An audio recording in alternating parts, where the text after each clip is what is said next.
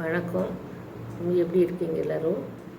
இன்னமுமே இந்த 41 பேர் இறந்த வடு வந்து மக்கள் மனசில் வந்து அந்த சோகம் ஓயவே இல்லை.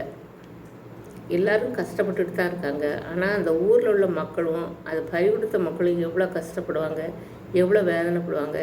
எவ்வளோ லட்சக்கணக்காக ரூபா கொடுத்தாலுமே அவங்க வந்து பழையபடி அவங்க பிள்ளைகளையோ அவங்க உடமையோ வாங்க முடியுமா? இது தவிர வீடுகளில் காம்பவுண்டு சுவர் ஏறி நின்று அதை சேதாரப்படுத்தியிருக்காங்க. ஓடுகளை சேதாரப்படுத்தியிருக்காங்க. ஓடை பிரிச்சுட்டு வீட்டுக்குள்ளே குதிச்சிருக்காங்க. இந்த மாதிரியெல்லாம் அட்டகாசம் நடந்திருக்கு. நம்ம பார்த்துக்கிட்டு தான் இருக்கோம். இதை விட ரொம்ப கொடுமை என்ன தெரியுமா? நம்ம முதல்வர் வந்து அவர் அமைதியாக இருக்கார்.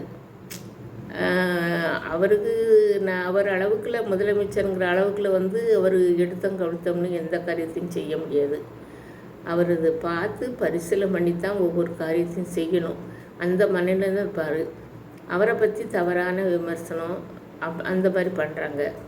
ரெண்டாவது, விஜய் வந்து என்ன சொல்கிறாரு, முதலமைச்சர் வந்து என்னை பழிவாங்கன்னா பழி வாங்கிக்கிட்டோம், வீட்லேயோ ஆஃபீஸ்லேயோ இருக்கோம் வந்து கைது பண்ணிக்கிட்டோம் அப்படின்னு சொல்கிறாரு. இது என்ன வகையில் இதை சேர்க்கலாம்? சின்ன பிள்ளை பேசுகிற மாதிரி சேர்க்கலாமா? ரெண்டு கட்டம் பேசுகிற மாதிரி சேர்க்கலாமா? என்ன சேர்க்கலாம்? ஒரு மெச்சூரிட்டி அவர் முகத்துலேயே வரலைங்க. அவர் படித்தாரோ படிக்கலையோ தெரியலை. ஸ்கூலுக்கு போக மாட்டேன், நான் அடிக்கத்தான் போகிறேன்னு சொல்லிட்டு வீட்டை விட்டு ஒரு வாரம் போயிட்டதாக நான் இந்த பேட்டியில் படித்தேன். அவங்க அப்பா யாரோ பேட்டி கொடுத்ததில் நான் படித்தேன். அவ்வளோ ஆர்வம் இருக்குங்கிறதுக்காண்டி அதை சொல்லியிருந்தாங்க. நடிப்பு மேலே என் பிள்ளைக்கு அவ்வளோ ஆர்வம் இருக்குதுங்க. சரி, எப்படியோ போகட்டு, எப்படின்னு நடிச்சிட்டார், பேர் வாங்கிட்டார், அதோடு இருக்கணும். அளவுக்கு மீறிய ஒரு ஆசை, தனக்குன்னு ஒரு ரசிகர் பட்டாளம் இருக்குது. அவங்கள வந்து நல்வழிப்படுத்துறதுக்கு முதல்ல நம்மளை நல்வழிப்படுத்திக்கணும். நம்ம நோக்கம் என்ன, சிந்தனை என்ன? அதாவது நம்மகிட்ட உள்ள ஒரு சக்தி வந்து பிறரை வந்து அழிக்கிறதுக்கு இருக்கக்கூடாது, பிறரை வந்து காக்கிறதுக்கு தான் அந்த சக்தி இருக்கணும். அது மாதிரி இவர் வந்து தன் சக்தியெல்லாம் வந்து மற்றவங்களை வந்து பழி வாங்கிறதுக்காண்டி அதை யூஸ் பண்ண நினச்சாரு. ஆனால் அது முடியலை. ஏன்னா நம்மளுக்கு மேலே தெய்வம்னு ஒன்று இருக்குது பார்த்தீங்களா? இவ்வளோ கூட்டம் நீங்கள் பார்த்தீங்கன்னா, அப்படி நீங்கள் எல்லாருமே பார்த்துருப்பீங்க. ஒரு ஆள் சின்ன பிள்ளைய கூட பார்த்துருக்கோம். அந்த இதை அந்த எள்ளு விழுந்தால் எண்ணெயாயிரும், அந்த மாதிரி ஒரு கூட்டம். அவ்வளோ தூரம் கூட்டலாமா அந்த கூட்டத்தை? அந்த இடத்துல இந்த மக்களுக்கு யார் பொறுப்புன்னு ஒரு நிமிஷம் அவர் நினைக்கலாம்ல. ஒரு இதுக்கு ஒரு விழாவுக்கு போகும்போது இவர் வந்து இன்னும் ஒன்றுலையுமே அவர் நின்று கட்சிக்கே இப்போ தான் வந்திருக்காரு. அப்படிங்கும்போது 3வது மாநாடோ 4வது மாநாடோன்னு சொல்லுவாங்க. சரி, நம்மளுக்குன்னு ஒரு ஜனக்கூட்டம் இருக்குது, அதை வச்சு பார்த்து அவங்களோட அளவிட பார்க்கணும். வெறும் விசில் அடிக்கிறதுக்கு மட்டும் வந்திருக்கானா இல்லைன்னா உண்மையில் அதில் பார்த்தீங்கன்னா பச்சை பிள்ளையெல்லாம் இருக்குது. அந்த கூட்டத்தில் பார்த்தீங்கன்னா எல்லாம் இப்போ ஆம்பளை பிள்ளைய பார்த்தீங்கன்னா மீச முளைக்காத பச்சை பிள்ளைய, பொட்டை பிள்ளையில பார்த்தீங்கன்னா கை குழந்தை ஏற்றிக்கிட்டு இருந்திருக்காங்க. அநியாயத்துக்கு கர்ப்பிணிகள். இதெல்லாம் வந்து அவர் இவ்வளோ கூட்டத்தில் எத்தனை பேர் பலியாடு ஆக போகிறாருன்னு அவருக்கு தெரியாமல் இருந்திருக்கும். நம்ம டிவியில் பார்க்குறவங்களுக்கே பயமாக இருக்குது அந்த கூட்டத்தை பார்த்து. மேலே நிற்கிறவருக்கு தெரியாமல் இருக்கும். அவர் என்ன செஞ்சுருக்கணும்? ஒரு எம்ஜிஆருக்கு வராத கூட்டமா, ஜெயலலிதா அம்மாவுக்கு வராத கூட்டமா, கலைஞர் ஐயாவுக்கு வராத கூட்டமா? எல்லோரும் அவங்கன்னா எப்படி அந்த கூட்டத்தை சமாளித்தாங்க? அவங்களுக்கு ஒரு மெச்சூரிட்டி இருந்தது. அவங்க சொல்லுக்கு கட்டுப்படுற ஒரு தொண்டர் கூட்டம் இருந்துச்சு. இது வந்து அவருக்கு கட்டுப்பட்ட தொண்டர் கூட்டம்னு சொல்ல முடியாது. யார் அவர் கட்சி சேர்ந்திருக்கா, யார் அவர் கட்சி சேராமல் பார்க்கறதுக்கு வந்தான்னு ஒன்றுமே தெரியாது. இவர் கட்சியில் யார் நிற்க போகிறா, யார் இருக்க போகிறா ஒன்றுமே தெரியாது. ஒரே ஒரு ஆளுமை, அவரை மட்டும் வச்சுக்கிட்டு அவர் அந்த கூட்டத்தை கூட்டினதாக தான் நான் நினைக்கிறேன். எல்லாருமே அப்படி தான் பேசிகிட்டு இருக்காங்க. ரெண்டாவது, அவர் ஒரு அறிக்கை கொடுத்தாரு பார்த்தீங்களா? அதுதான் ரொம்ப மனசை காயப்படுத்திட்டு அவர் மேலே கோபமும் வருது. ஏன்னா என்னை கைது பண்ணனா கைது பண்ணிக்கலாம் அப்படிங்கிறப்ப முதல்வருக்கு இவரை கைது பண்ண நோக்கம் இருந்தால் என்றைக்கே பண்ணியிருக்கலாம். நான் இதை பொதுவாக தான் சொல்லுவேன், முதலமைச்சருக்கு சப்போர்ட்டாக சொல்லலை, இவரோட பேச்சுனால தான் நான் சொல்கிறேன். ஏன்னா இவர் வந்து அந்த இறந்து போனவங்களுக்கு வந்து நான் பொறுப்பேற்றுக்கிறதுன்னு சொல்லியிருந்தா இவர் மனுஷன். இறந்து போனவங்களுக்கெல்லாம் நான் பொறுப்பேற்றுக்கிறதே 20 லட்சம் கொடுக்குறேன்னு சொன்னார்.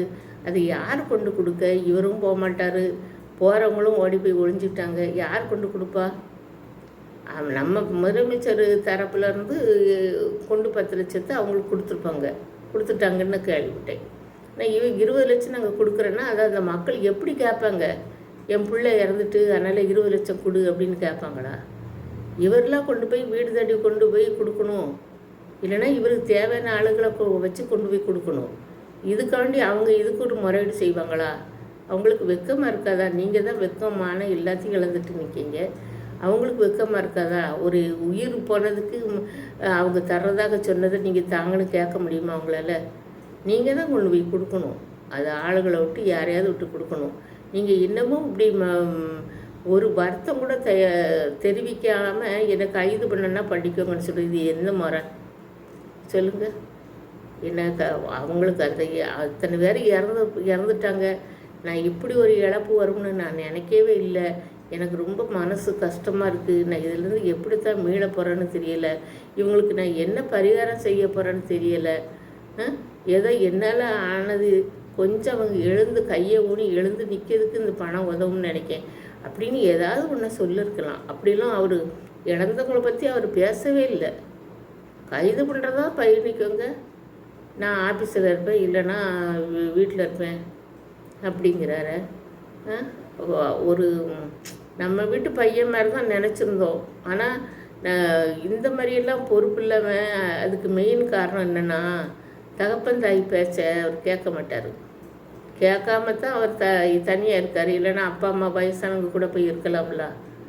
அவங்க அப்பா அம்மா திருக்கடையூரில் போய் கல்யாணம் பண்ணாங்க. அது வந்து முறைப்படி மகன் தான் செய்யணும் அந்த கல்யாணத்தை.